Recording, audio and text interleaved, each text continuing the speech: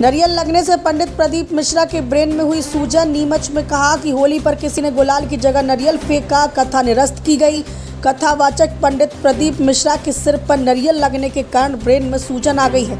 Doctor ने उन्हें आराम की सलाह दी है। सोमवार खुद पंडित प्रदीप मिश्रा ने इसका खुलासा किया है।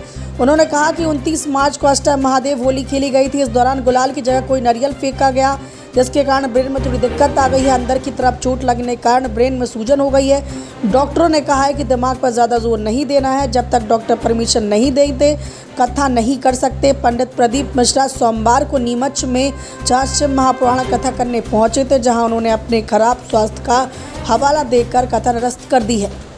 पंडित प्रदीप मिश्रा ने कहा कि आप हमारे दीदी हो, आप हमारे जीजा हो, भाई के दर्द को आप लोग जानते हो। आप सब लोग यहाँ पहुँचे, आप सब लोगों को कष्ट हुआ, केवल वचन को निभाना था, इसलिए अस्पताल से छुट्टी करवाकर मैं आप लोगों के बीच आया हूँ।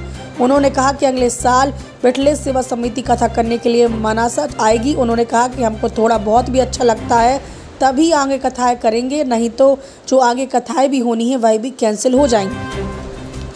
जब मायूस होकर लौटे कई महिलाएं रोने लगी। मनसब जहां पर 1 अप्रैल 7 अप्रैल तक नीमच में जहां कथा का आयोजन होना था, इसकी पूरी तैयारियां हो गई थी।